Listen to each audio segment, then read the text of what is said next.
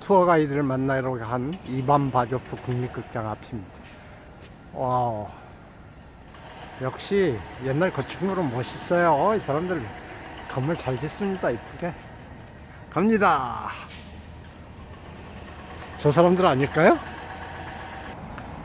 옛날 왕궁으로 쓰이던 자리가 지금 박물관이 됐는데, 이 지하에는 이제 왕궁일 때 왕이 피신을 위해서 비상 통로가 지하에 시외로 벗어나는 통로가 있었다고 하네요. 러시안 정교회 처치입니다. 러시안 스타일이죠. 예. 아마 러시아와 불가리아 우호를 상징하는 그런 교회인 것 같습니다. 무덤의 지하에는 처음 들어와 봅니다. 저 안쪽에 돌아가신 성인의 석관이 있습니다. 관이 있고요. 거기다 소원짝지를 다 집어넣은 기도를 합니다. 사람들이. 소피아 대학교입니다. 와, 시내 중심가에 너무나 멋진 건물을 가지고 있네요.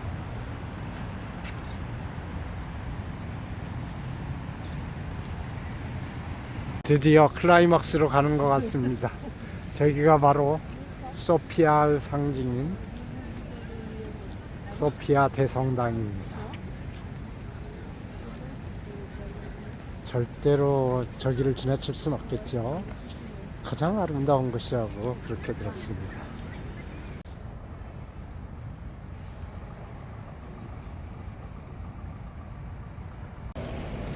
이렇게 아름다웠고 웅장한 정교회 건물을 본 적이 없습니다. 야, 왜 불가리아 사람들이 이걸 자랑스러워하는지 알겠습니다.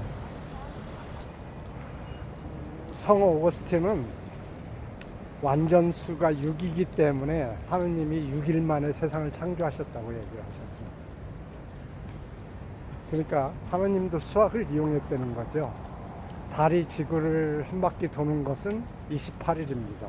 왜냐하면 완전수가 28일이기 때문에. 그러니까 뭔가 우주를 창조한 비밀 원리가 완전수에 숨겨져 있다고 우리가 믿은 겁니다. 그런데 거기까지입니다. 다른 수에 대해서는 아직 우리가 우주의 숨은 원리를 발견하지 못했습니다. 초등학생들도 저희처럼 견학 왔나 봅니다. 선생님을 따라서 줄을 지어서 노래를 부르며 갑니다. 에이! 이 성당이 물론 지금 그 수백 년 전에 지어진 성당이 그대로 남아 있는 건 아니고요. 그 자리에 다시 재건축된 동로마 시대의 성당이고, 여기에서 보이면 템플 오브 세인트 소피아라고 되어 있잖아요. 그러니까 이 도시의 이름을 준 바로 그 성당 위에 여기 뮤지엄도 만들고 이 성당도 만들고 이렇게 한 것 같네요. 원래 성당도 아마 이렇게 컴플렉스 단순한 기도소만은 아니었던 것 같아요. 성소피아 성당 안에 사람들이 모여 있습니다. 오늘 월요일이거든요. 아마 뭔가 장례식이나 아니면 그런 것 같네요. 장례식인 것 같아요. 저쪽 안에 관이 있습니다.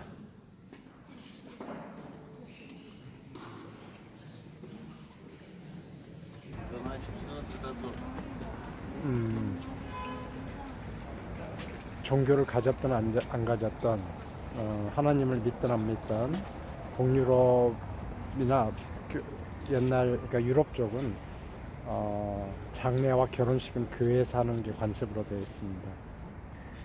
이거는 뭐 믿음하고 상관없이 이분들의 관습입니다. 그래서 사람들이 이렇게 꽃을 들고 이렇게 장례식장에 모여 들어오는 거네요.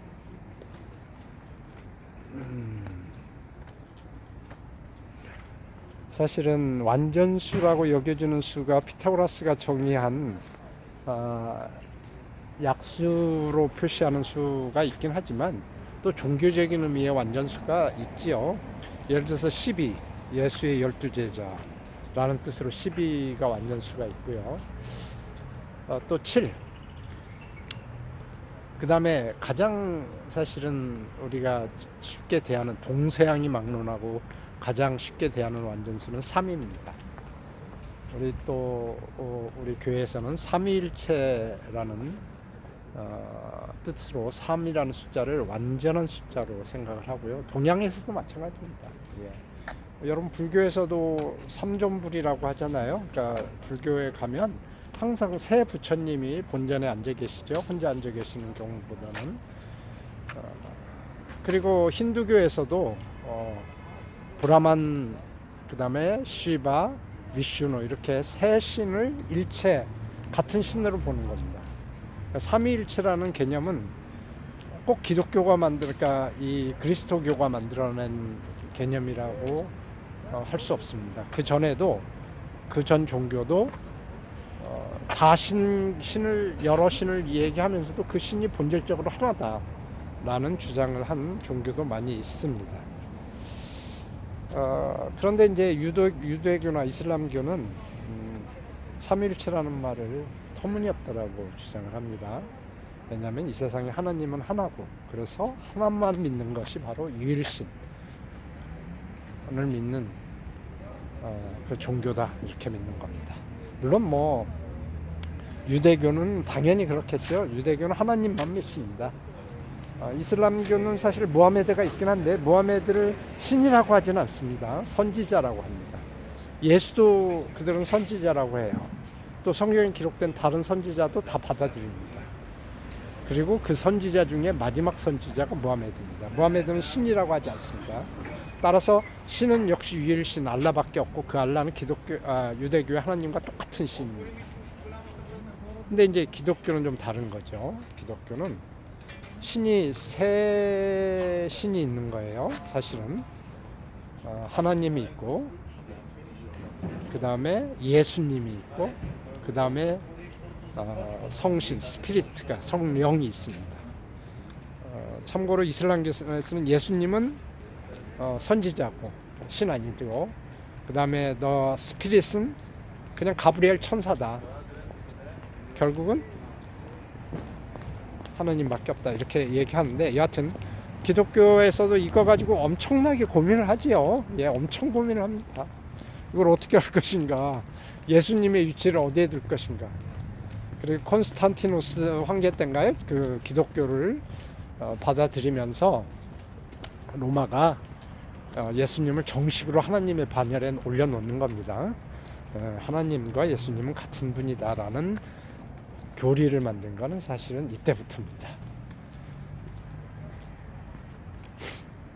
그래서 기독교에서는 3이라는 숫자가 정말로 중요합니다. 삼위일체를 부정하면 이단이고, 삼위일체를 받아들이지 않으면 기독교가 아닙니다. 성부와 성자와 성신이 하나입니다. 이 오래된 불가리아 소피아의 겨울 공원을 산책하는 재미도 아주 정말 좋습니다.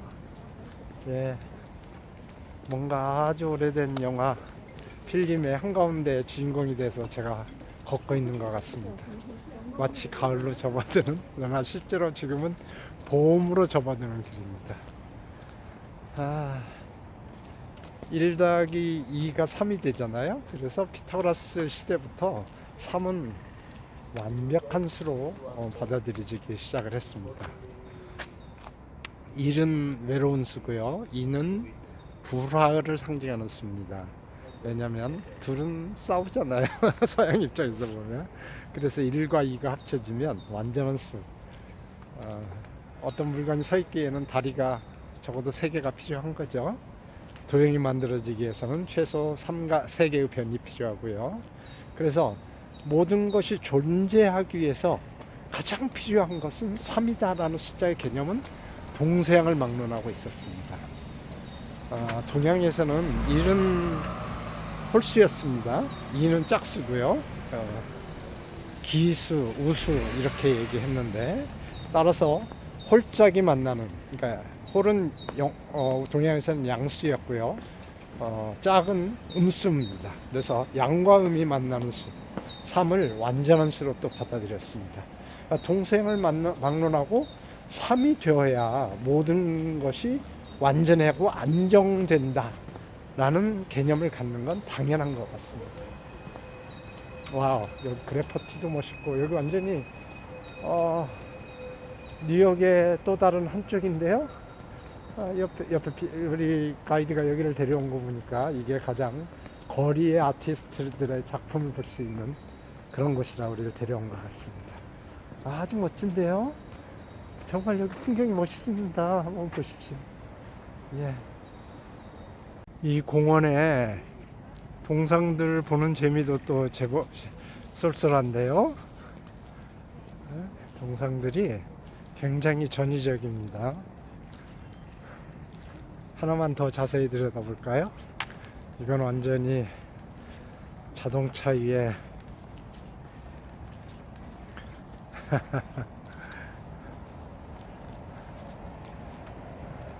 와, 여긴 작은 야외 미술관 같아요.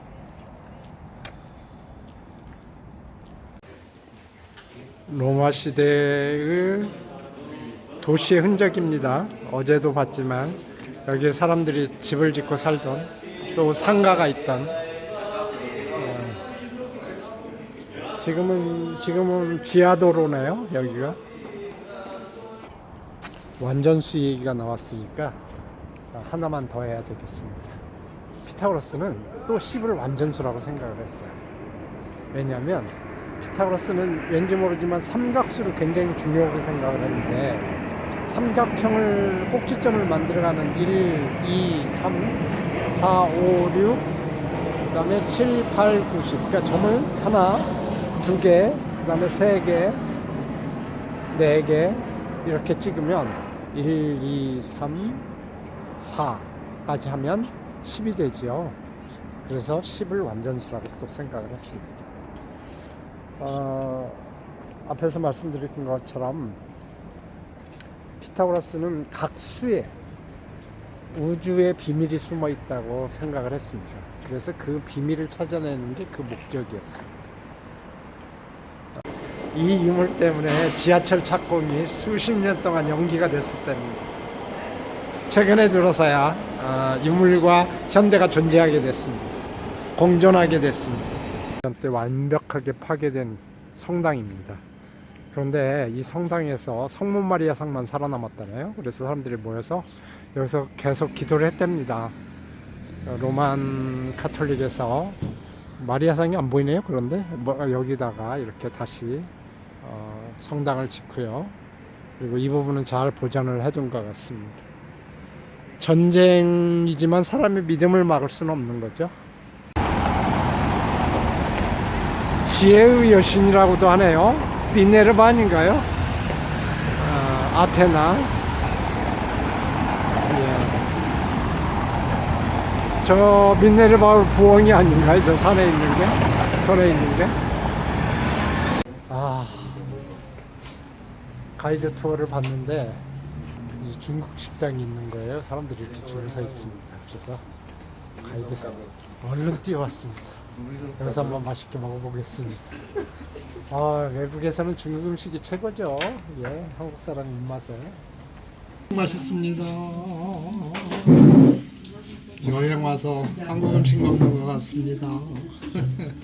여기가 옛날 동유럽의 러시아 영향권이잖아요. 지금도 키릴 문자를 쓰고. 그래서 건물들에 살짝 잘 보면 옛날 공산당식 건물이 좀 있는 것 같아요. 낫 표시도 가끔 보이고. 그러나 대체적으로 서구 유럽과 큰 차이는 없습니다.